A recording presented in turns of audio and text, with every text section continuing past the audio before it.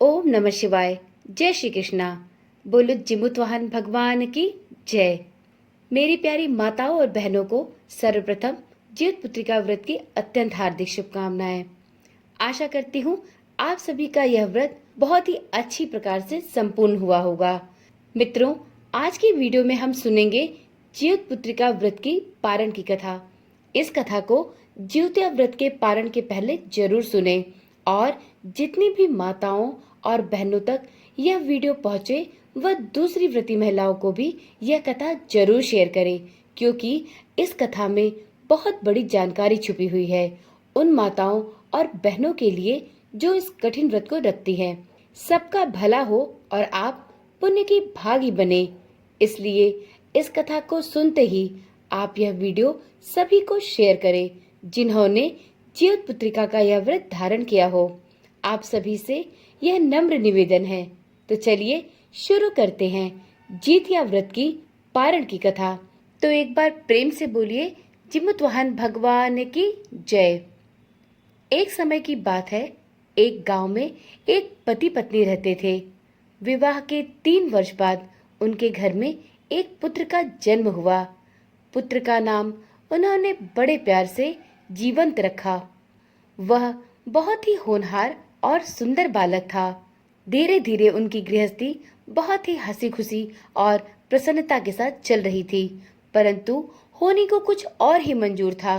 कुछ ही दिनों बाद जीवंत के पिता की मृत्यु हो गई। अब क्या था, बेचारी जीवंत की माँ बेसहारा हो गई और अब अपने पुत्र और अपना पेट भरने के लिए वह मारे मारे फिरने लगी।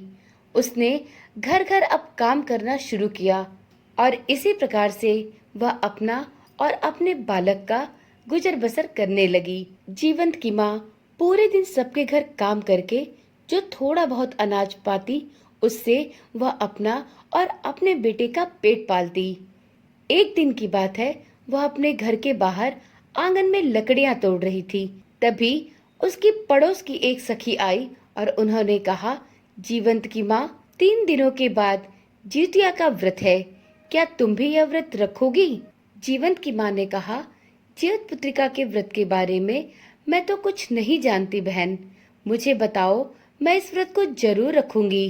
तब उस महिला ने जीवंत की माँ को बताया कि जीवित पुत्रिका का व्रत प्रत्येक महिलाएं अपने संतान की दीर्घायु के लिए रहती हैं और उसने जीवंत की माँ से कहा कि बहन, तुम्हें तो यह व्रत जरूर करना चाहिए, क्योंकि तुम्हारे पास तो बस एक जीवंत ही है।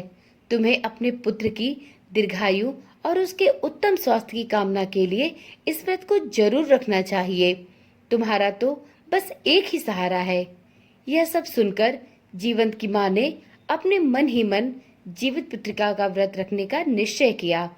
जब नहाय खाए का दिन आया तो जीवंत की माँ सुबह सवेरे ही सबके घर काम करने निकल गई। सबके घर दिन भर काम करने के बाद शाम को उसे थोड़ा सा अनाज मिला और आज अनाज के नाम पर उसे चावल की खुर्दी मिली थी। खुर्दी चावल का वह भाग होता है जो टूटा हुआ होता है। चावल की खुर्दी लेकर जीवंत की माँ घर आई और उसने उसी को पकाकर उसका कुछ भाग भगवान जीमुत वाहन को भोग में चढ़ाने के लिए रख दिया और बचे हुए खुर्दी के चावल में स्वयं खाया और अपने बेटे को खिला लिया। और इस प्रकार से नहाए खाए का भोजन कर कर जीवंत की माँ अपने बेटे को लेकर सो गई। सुबह अगले दिन सरगी के समय जब वह 3 बजे भोर में उठी तो उसने उसी बचे हुए चावल को जो उसने जीमुत वाहन बाबा के लिए निकाल कर रखा था उसको सबसे पहले भगवान को अर्पण किया और स्वयं पानी पीकर सो गई। अगली सुबह उसने नहा धोकर पूरी निष्ठा और भक्ति के साथ जीवतिया का व्रत धारण किया और दिन भर निचला व्रत रखा। शाम को कथा सुनी और अपने व्रत को अच्छी प्रकार से संपूर्ण किया। रात में जब वह सोने लगी तो उस बचे हुए चावल को जो उसने जीमुत वाहन बाबा को चढ़ाया था उसे पानी मिलाकर एक जगह सुरक्षित रख दिया और सोने चली गई। रात में सोते समय वह यह सोच रही थी कि कल व्रत का पारण कैसे करूंगी, क्योंकि आज तो निर्जला व्रत रखकर वह कहीं भी किसी के घर काम करने नहीं जा सकी थी। वह यह सोचने लगी कि कल नवमी की तिथि पर वह अपने जीवित पुत्री का व्रत का पारण कैसे करेगी। फिर उसे ध्यान आया कि जो उसने जिमुतवाहन भगवान को खुर्दी का चावल चढ़ाया था, वह उसी में से थोड़ा सा खाकर अपने व्रत का पारण कर लेगी और उसके बाद सुबह सवेरे ही कल सबके घर जाकर काम करेगी और जब अनाज मिलेगा तब लाकर उसे पकाकर अपने बच्चे को खिलाएगी। यह सोचते सोचते उसकी आंख लग गई। सुबह सवेरे जब वह सोकर उठी तो उसने सबसे पहले जाकर नदी में स्नान किया और आकर सूर्य देवता को अर्घ दिया, तुलसी माता की पूजा की। पारण के दिन सभी पूजा पाठ करने के बाद जब वह पारण करने के लिए बैठी तो उसने अपने बेटे जीवंत से कहा कि बेटा, तुम खेलने के लिए बगीचे में चले जाओ और मैं कल के बचे हुए खुर्दी के चावल का पारण कर कर काम पर चली जाऊंगी। वहां से मैं अनाज लेकर आऊंगी, तब मैं उस अनाज को पकाकर तुम्हें गर्मा गर्म खाना खिलाऊंगी। तब तक तुम जाकर बगीचे में खेलो। जीवंत अपनी माँ के कहने पर बगीचे में खेलने चला गया और इधर जीवंत की माँ अपना पारण करने के लिए उसी बचे हुए खुर्दी के चावल को लेकर बैठ गई। जैसे जैसे पारण के समय वह खुर्दी के चावल को निगलने लगी, वैसे वैसे उसके बेटे को बगीचे में एक बड़े से नाग ने निगलना शुरू कर दिया। जैसे वह एक निवाला अपने मुंह में डालती, उधर उसके बेटे जीवंत को वह नागराज थोड़ा सा मुंह में निगल लेता। फिर इधर जीवंत की माँ अपने मुंह में एक बासी निवाला डालती, उधर जीवंत को वह नाग थोड़ा और निगल लेता। जैसे जैसे जीवंत की माँ उस बचे हुए खुर्दी के चावल को निगलती गई, वैसे वैसे उसके बेटे जीवंत को वह नागराज भी निगलता गया। और यह सब जिमुतवाहन भगवान के क्रोध के स्वरूप हुआ, क्योंकि जिमुतवाहन भगवान को यह बिल्कुल भी बर्दाश्त नहीं कि आप व्रत के अगले दिन बासी और ठंडा भोजन पारण के रूप में ग्रहण करें। उन्हें यही पसंद है कि जो भी व्रती महिलाएं हों वो व्रत का पारण गर्मा गर्म और ताजी भोजन के साथ करें। जिमुतवाहन भगवान ने जीवंत की माता से क्रुद्ध होकर उसके बेटे को नागराज का रूप धारण करके निगल लिया। इधर जीवंत की माता ने अपने बचे हुए बासी भोजन को पूरा खा लिया और उधर उसके पुत्र को नागराज ने भी पूरा पूरा निगल लिया। इस प्रकार से जीवंत की माँ पारण करके दूसरे घरों में काम करने के लिए निकल गई। उसने दिन भर दूसरे के घरों में काम किया और शाम को अनाज का हिस्सा लेकर अपने घर वापस आई और उसे आग पर आकर चढ़ा दिया और भोजन तैयार करने लगी। अब उसे चिंता हुई कि उसका बेटा जीवंत अभी तक घर क्यों नहीं लौटा। खाना पकाकर वह अपने बागीचे में अपने पुत्र को खोजने निकल गई। वहां जाकर उसने अपने पुत्र को पूरी जगह पे खोज लिया, परंतु हाय, उसका पुत्र कहीं नहीं दिखा। रात होने को आई, परंतु जीवंत का कोई पता नहीं चला। अब तो वह जोर जोर से विलाप करने लगी। उसके विलाप को सुनकर पास पड़ोस की भीड़ इकट्ठा हो गई। सबने आकर उसके रोने का कारण पूछा तो उसने बताया कि मैंने कल जीवित पुत्रिका का व्रत रखा था। आज सुबह पारण करने के बाद मैं सबके घरों में काम करने चली गई। जब मैं शाम को अनाज लेकर आई तो मैंने सबसे पहले भोजन पकाया और अपने पुत्र को खोजने के लिए बागीचे में गई, परंतु रात होने को आई और मेरा पुत्र कहीं भी नहीं दिखाई दे रहा। न जाने वो कहाँ चला गया। मैंने तो इस व्रत को अपने पुत्र की दीर्घायु के लिए धारण किया था और आज ही मेरे साथ ऐसा होना था।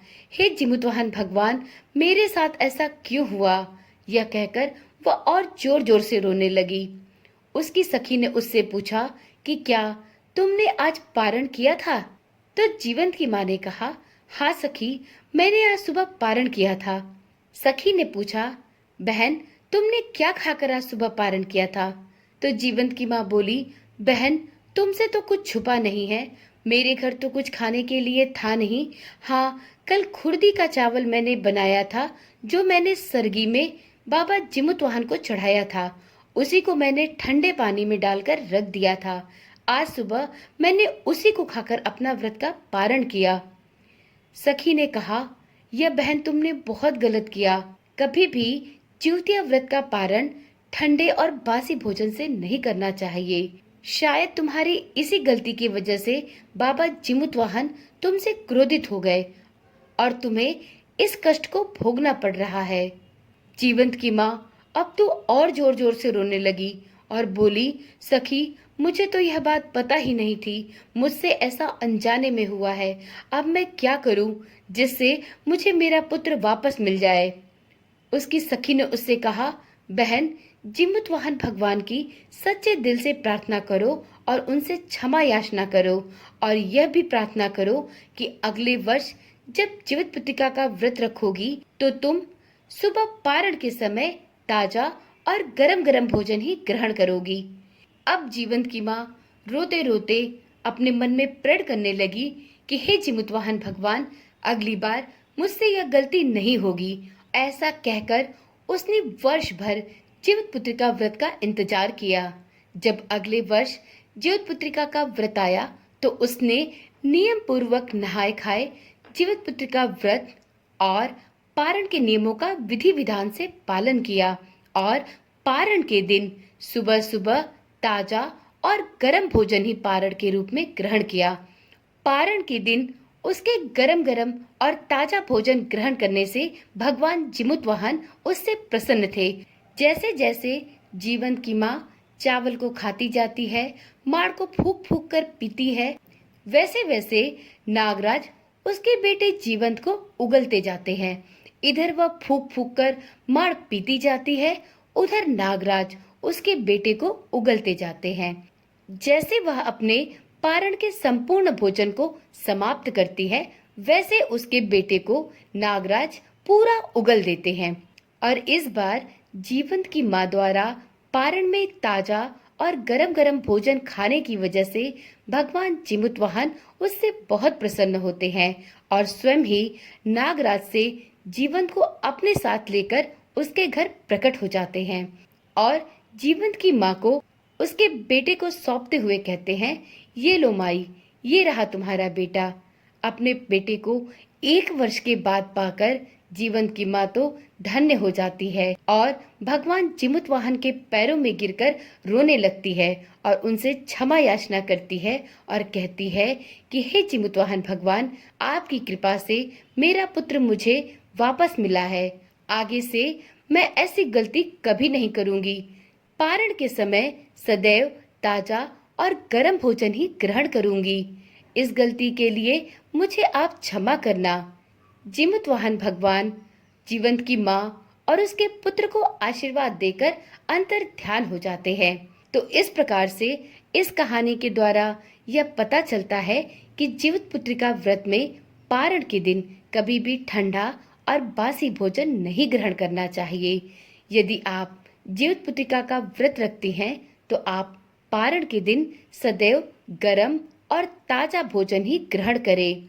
इससे जिमुतवाहन भगवान प्रसन्न होते हैं और आपके पुत्र को दीर्घायु का आशीर्वाद प्रदान करते हैं। तो एक बार प्रेम से बोलिए, जिमुतवाहन भगवान की जय। आप सभी से अनुरोध है कि यदि आपके पास यह वीडियो पहुंची है तो आप इसको अन्य सभी माताओं और बहनों को जरूर शेयर करें। आपके इस प्रयास से आपको भी पुण्य की अवश्य प्राप्ति होगी और सभी को इस बारे में पता चलेगा कि जीवित पुत्रिका के व्रत के अगले दिन पारण के समय कभी भी बासी और ठंडा भोजन नहीं खाना चाहिए। तो चलिए आज की वीडियो यहीं पर समाप्त करते हैं और कल मिलते हैं एक नई वीडियो, एक नई जानकारी के साथ।